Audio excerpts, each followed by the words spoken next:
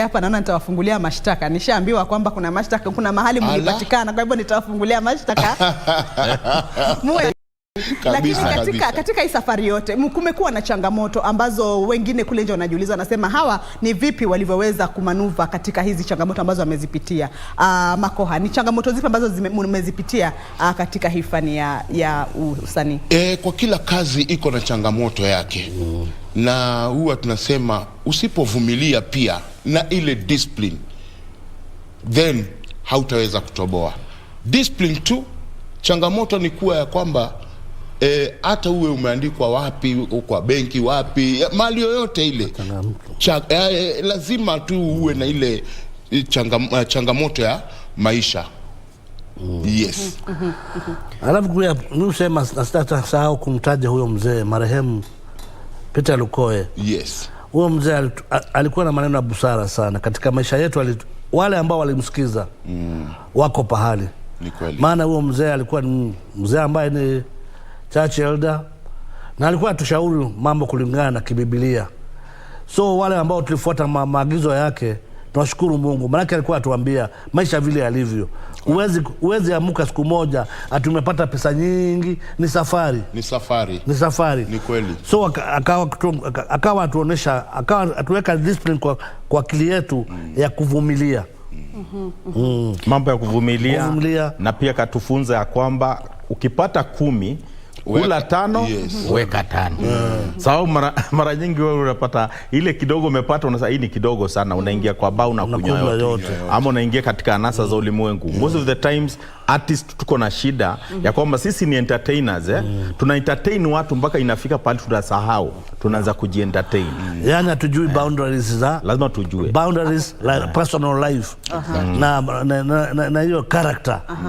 Usichanganye hiyo mambo mawili, unapotea. Maana utaenda kwa baa, watu wanataka uwe ondie kwa kunulia pombe.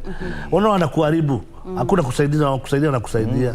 Na ondie, pengine utueleze kuhusu, tunafahamu kwamba Gibson ana maradhi na anahitaji kupata matibabu, na kwa sasa kuna harambee ambayo mmeipangia hapo Charter Hall tarehe 11 mwezi huu wa Juni.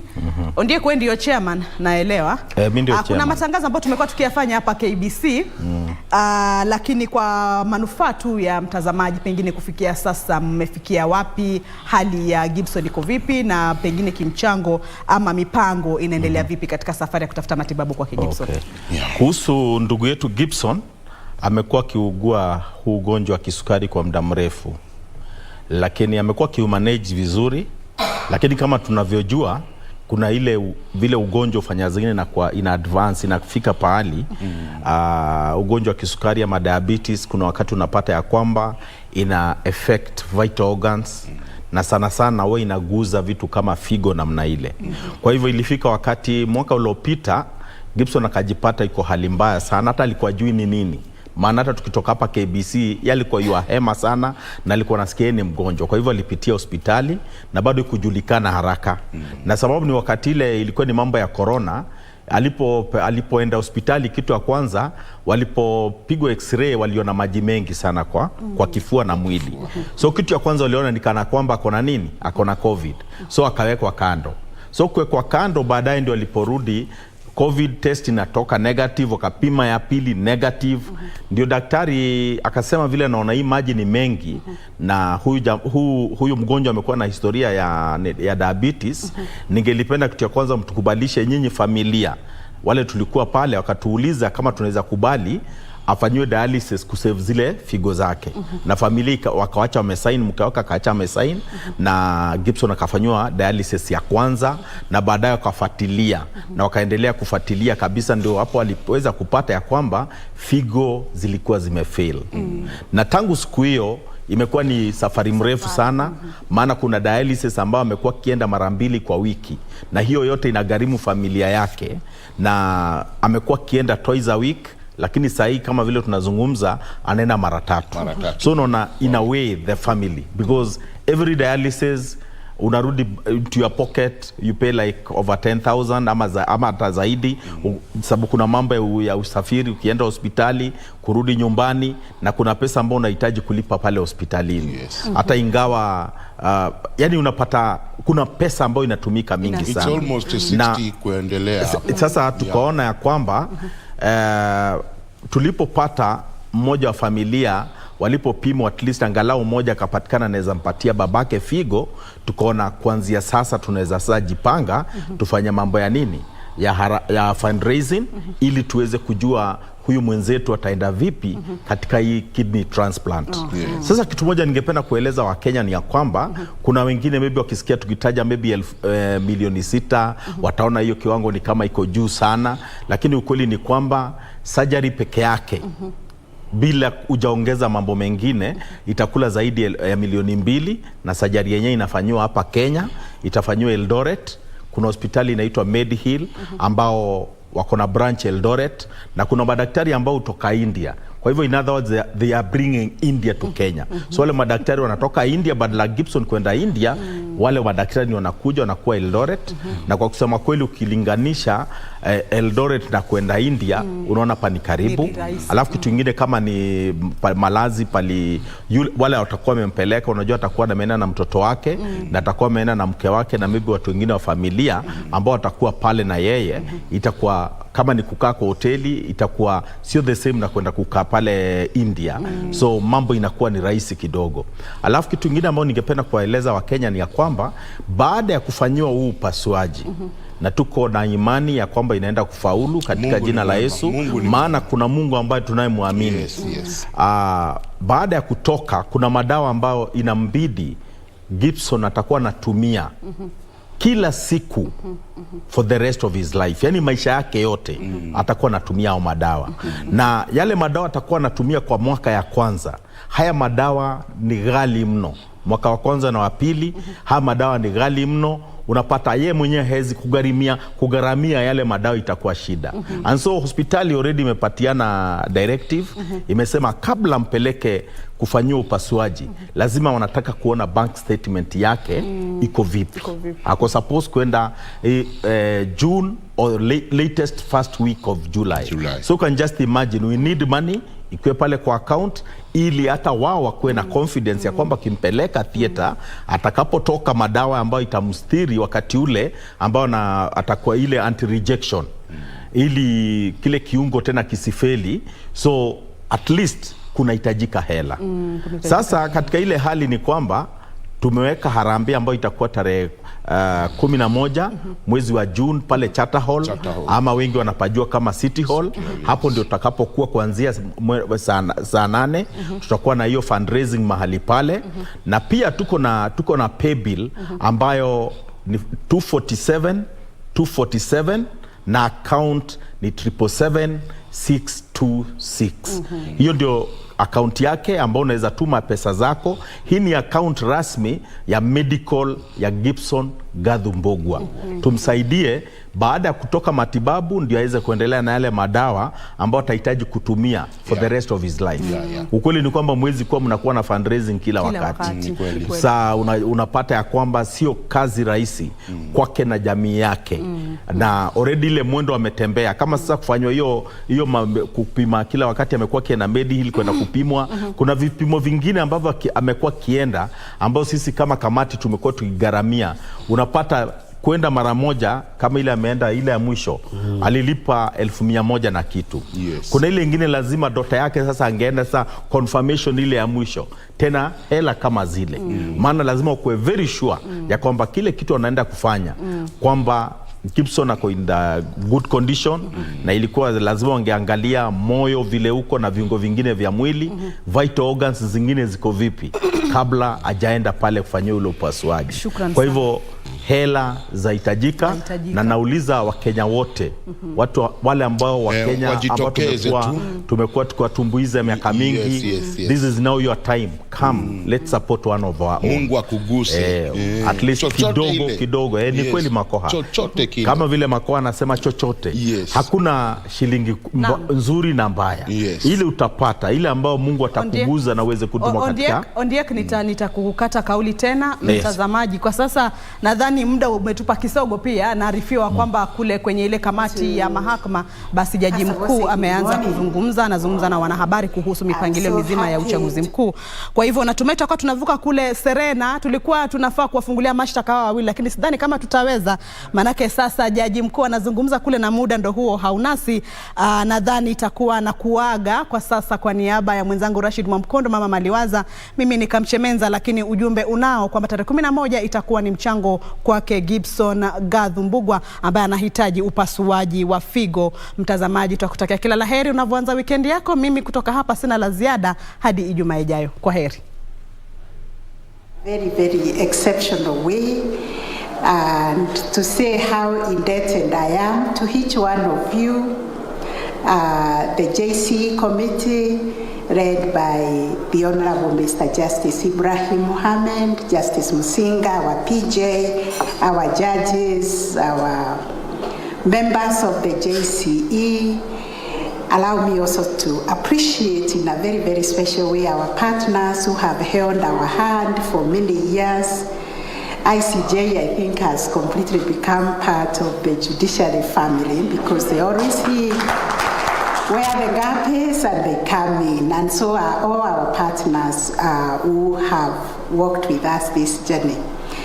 Our friends in media, the fourth estate, we recognize you also for the critical role you play in this country.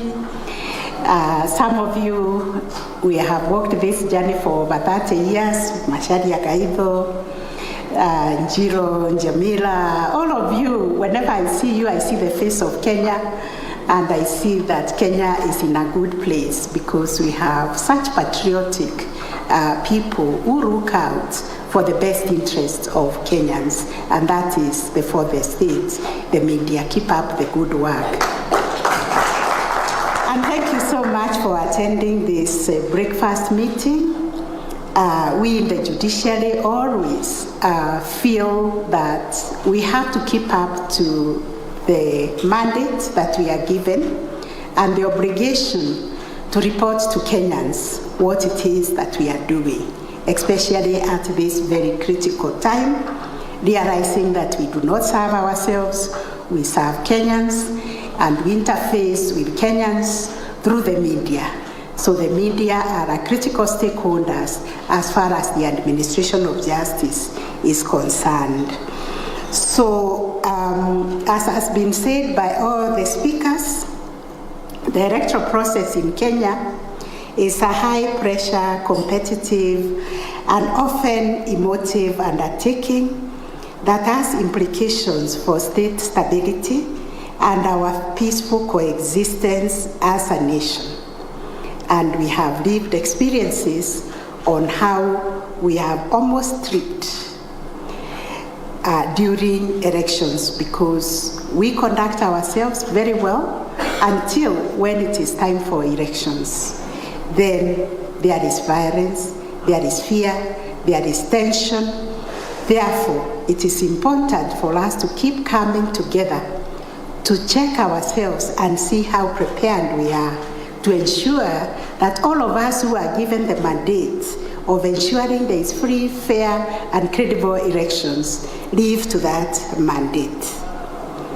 We also value elections because it's a political process that brings the participation of the people in choosing the people to govern them. We are now embracing technology, and therefore we must always ask ourselves whether the technology that we are embracing is going to integrate with our electoral process in a way that there will be proper political mobilization so that we get people express their will. We've always said we have a very good constitution that gives each one of us one vote. It doesn't matter who we are or where we are. Our problem is getting that vote on the voting day, that vote properly counted, that vote properly transmitted. And I've always used the example of M-Pesa, whereby we are able to transact rapidly and all over the country, and we never make mistakes. And the question I've always asked is how we can also ensure the safety of our vote the same way we ensure the safety and credibility of the movement of our money through M-Pesa. So for us, preparedness by the various actors in the electoral process is an essential element of election management. This is also true for the NDR process, given their importance in a constitutional democracy like ours, where we aspire to transition from the use of violence as a means of resolving political conflict to the use of lawful means to resolve any conflict arising out of the electoral process. The preparedness activities by the judiciary are informed by our appreciation that unresolved electoral disputes not only create an environment of political mistrust and suspicion, but also seriously undermines the legitimacy of elections and the elected government. It is in this context that we have put in place this very important committee, JCE, to coordinate our preparedness as a judiciary to discharge our constitutional mandate. In all this, the JCE ensures that the courts are supported so that they can expeditiously and competently, also fairly, undo and determine all the electoral disputes. Fortunately for us, we have had the benefit of successfully undertaking electoral dispute resolution during the 2013 cycle and also the 2017 election cycles. We are building on the gains of the past two electoral cycles in our quests to develop an efficient and effective EDR process. Through this continuous improvement, we are building a culture of constitutionalism and the rule of law. Allow me again to recognize in a very, very special way the handwork and commend the JCE team led by the Honorable Mr. Justice Mohammed Ibrahim and Justice Daniel Musinga and the entire membership of that committee for your commitment and foresight in ensuring that all the judiciary cadres, the magistracy, our researchers, the judges, and now we are retreating the next week as the Supreme Court to be prepared, all of us, and to even anticipate all the problems that we are likely to encounter when dealing with election disputes during this cycle, and to ensure that we are all coordinated through our secretariat. I note that, as explained by Judge Ibrahim in his remarks, the committee is implementing the work plan, which is almost accomplished within a very short duration, and within even the challenges that he has elicited, mostly the budgetary constraints. I'm confident that given the work accomplished so far, we are ready to handle all the NDR petitions optimally, including taking care of the anticipated scenario where we have an increase in the number of petitions compared to those launched in the previous NDR cycles. But in all this, we keep praying that the IBC will conduct elections in a way that engenders confidence of the people, so that the results that they announce will be accepted by many people, and that way we will have less disputes. The JCE undertook a review also of our laws, drawing lessons from the 2017 general election cycle.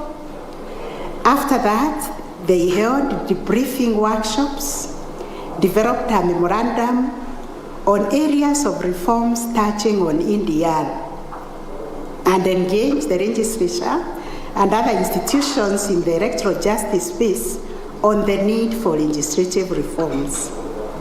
And for this, I'm happy to report, ladies and gentlemen, that we have secured an improved NDR legal framework through these reforms, mentioning the Political Parties Act and the Elections Act. And these reforms, as you are aware, include expanding the membership of the Political Parties Disputes Tribunal, where we got ad hoc members. And through this, we were able to decentralize the PPDT, thus deepening access to justice, because people did not have to travel to Nairobi to launch their disputes with the Political Parties Disputes Tribunal. Indeed, I can confirm that due to this expansion on the membership of the PPDT, we have had a highly improved experience in determination of pre-election disputes as compared with the experience we had during the previous electoral cycle. I think we need to appreciate that there was not much violence attached to the primaries as compared to the previous cycle, and we need really to appreciate this and commend ourselves and also the political parties, because they were able to resolve the disputes emanating from the primaries using their own political parties' internal mechanisms, and those who were aggrieved by those outcomes peacefully went to the PPDT to seek resolution of those disputes. We had 168 disputes from the primaries, which were filed at the PPDT. PPDT has completed those disputes. I think we need to appreciate that. Out of those, it's only 29 that came to the High Court. And I'm told yesterday one has been escalated to the Court of Appeal. But all these have been done in a very peaceful environment where people seek the solution of their dispute according to the law. And for this, we need to commend everybody. Other legislative reforms that the judiciary welcomes is also regarding the levels of appeals in respect to pre-election disputes, capping the levels of appeal in relation to the petitions challenging elections of the members of the county assembly to be limited only to the High Court, those of the members of parliament to be limited to the Court of Appeal, so that everybody has only one chance of appeal. This means that we now have a far improved legal terrain with respect to the resolution of all our disputes, pre-election and post-election disputes, and we are hoping to keep on improving on this. In addition to this, the judiciary also gazetted 120 special magistrates to handle election offenses disputes, and they have already undertaken their training. Thank you very much to our partners again. You enabled us to train our magistrates on how to deal with election offenses. They are now well equipped to handle any unfortunate incidences that may occur during this period of electioneering. And as highlighted by my brother Justice Ibrahim, the JCE is actually nearing completion of the India trainings. It is set out in its work plan. The trainings have been geared towards ensuring that all who will be involved in the EDR process are equipped with the requisite knowledge, skills, and competencies to manage and handle the NDR processes.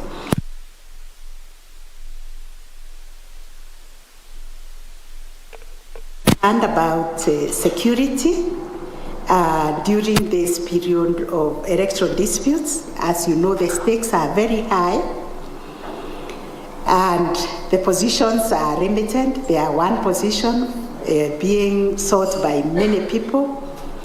And therefore, I've been actually asking that we pray for those who will not make it. We need to counsel them.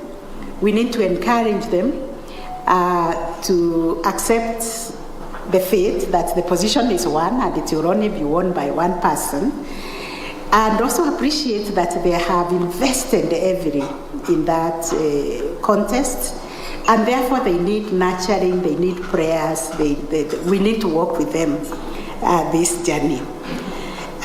So I'm certain that we will be able to work together as Kenyans, because this country belongs to all of us, even those who do not make it in those positions.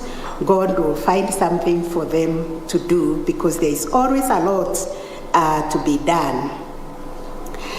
So, implementing the judiciary's election preparedness work plan optimally requires that we have finances.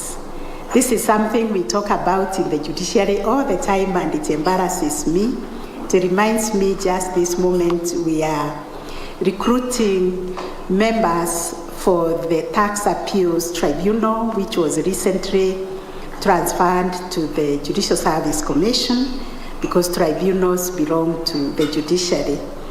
And one of the candidates asked us, why is the judiciary being given another baby when it has so many babies and they are starving? They are malnourished. Then you are handing them another baby to bring to us more problems. But this is our country. We understand where we are at. It is work for all of us to ensure that even with all these budgetary constraints that we continue to face, we are doing our best. We are giving value for money and mobilizing resources to achieve the goals we have set out for ourselves. We have been actively engaging other agencies in the government, including the National Treasury, to ensure adequate resourcing of the judiciary, so that at least this work of the NDR is optimally undertaken. I want to take this opportunity to once again, on behalf of the judiciary, thank our development partners that have engaged directly with the committee and express our willingness to partner to complete the work plan. We have faith that the judiciary will indeed perform its mandate, and we will not let Kenyans down as far as our mandate is concerned.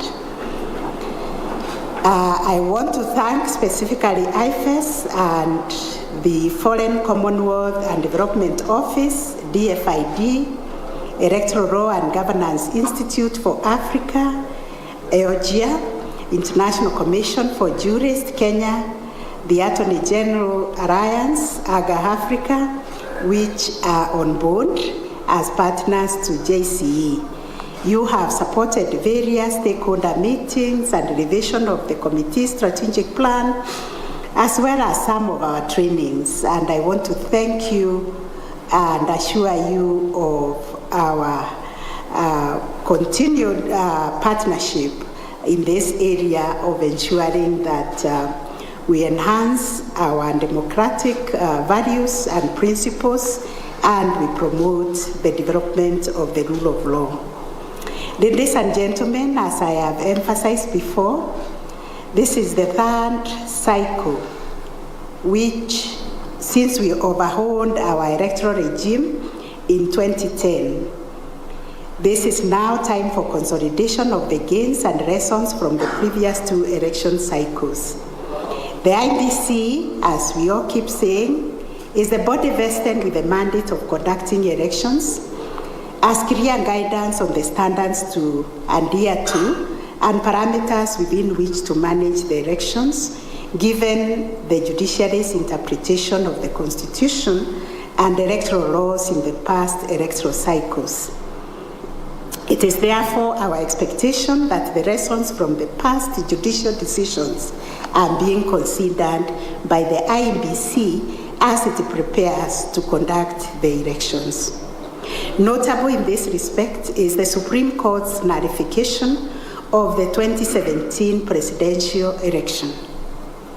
In this decision, the Supreme Court was categorical that it nullified the election because IEBC did not conduct the presidential election in conformity with the Constitution and the electoral law. The Supreme Court did not find any evidence of misconduct by the candidates, but instead saw in evidence a systemic institutional problem.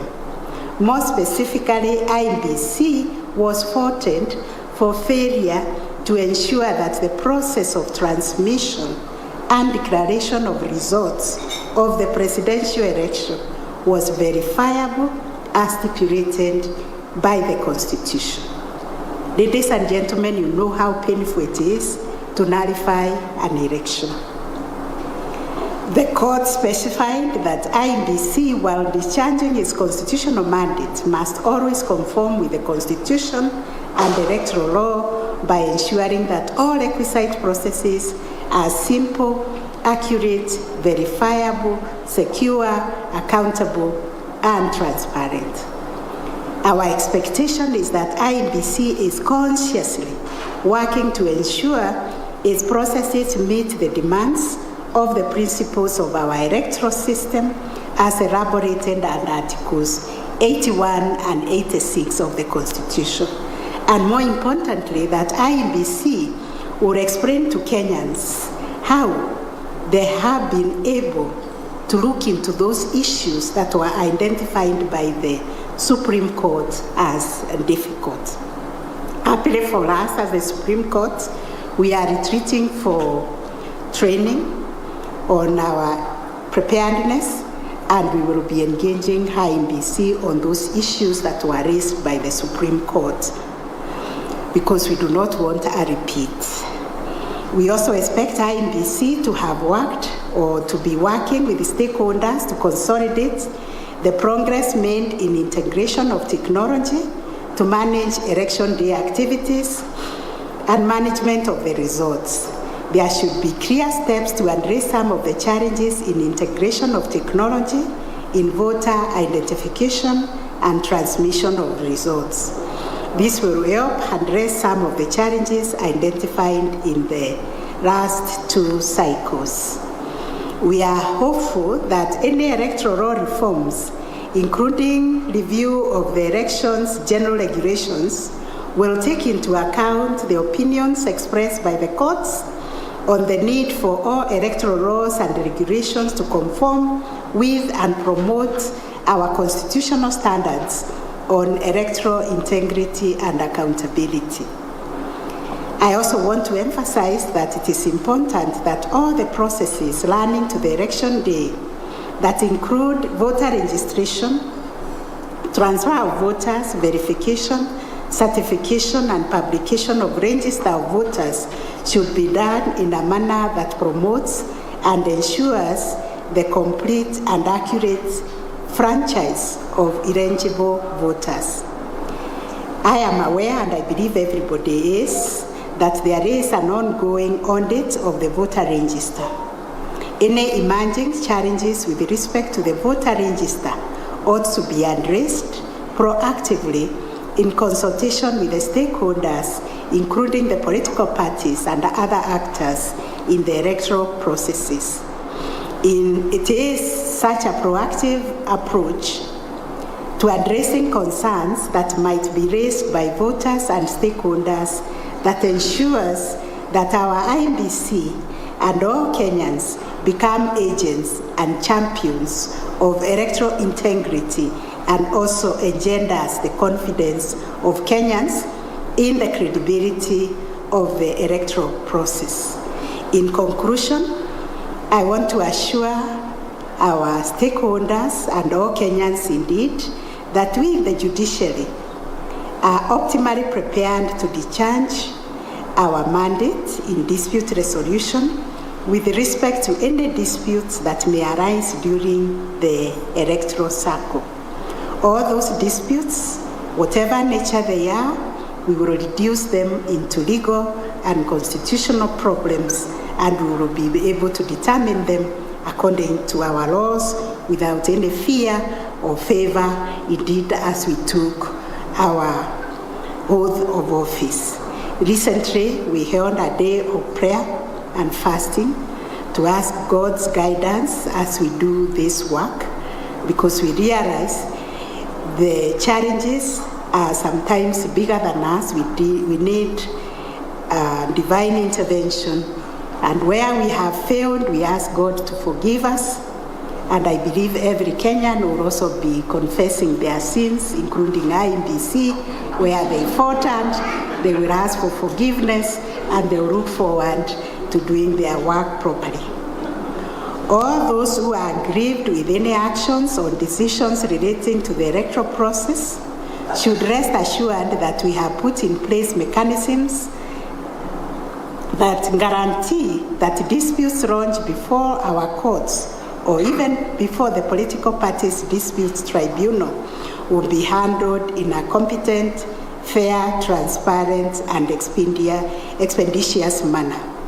I urge all the duty bearers, all Kenyans, the political class, and the media to work together to make the 2022 general elections free, fair, and peaceful. It is only by working together that we will protect the right to vote, which is one of the most fundamental and cherished principles of our democracy. I thank you all for attending, for listening, and may God bless you, and may God continue to guide us and to bless this, our country, Kenya. Thank you very much.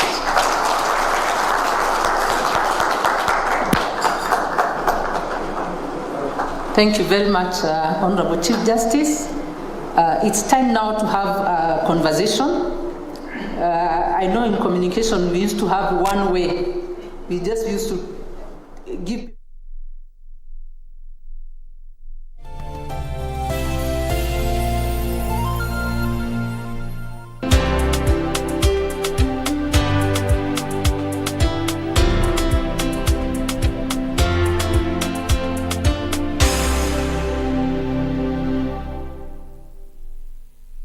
Top sports attractions on KBC Channel 1. In July, Kenya Morans face off against the DRC, Egypt and Senegal in the FIBA Basketball World Cup African qualifiers in Alexandria, Egypt from 1st to 3rd of July 2022.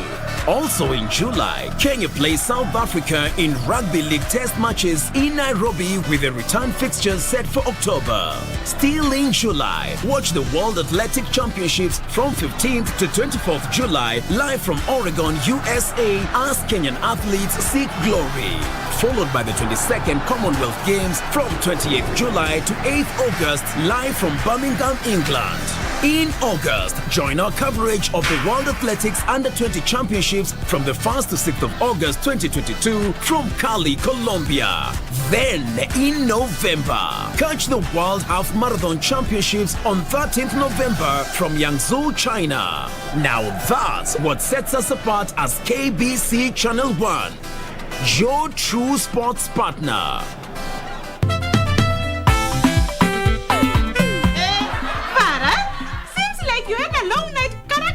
By shortage of softness here and there.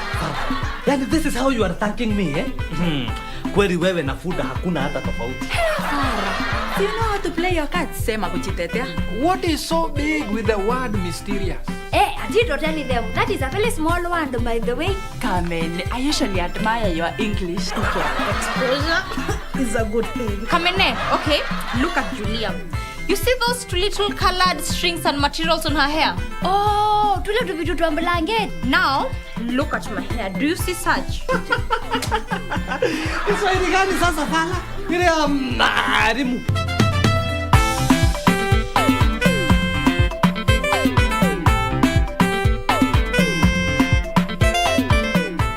uchaguzi mkuu wa tarehe 9 Agosti utabadilisha pakubwa taswira ya kisiasa ya taifa hili.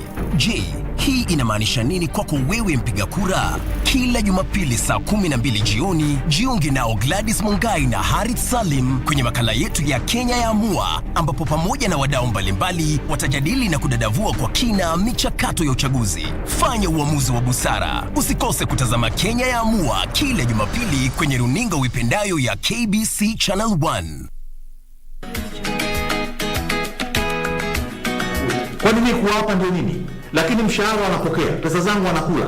Naona ni vizuri sasa mkeo ajue kutunza. Tumekuja kukuona tuangalie ni jinsi gani utatusaidia, ama sivyo? Kabisa. Mahali ambapo huelewi ni kuwa hukuweko wewe. Basi let me escort you out. Have a good day.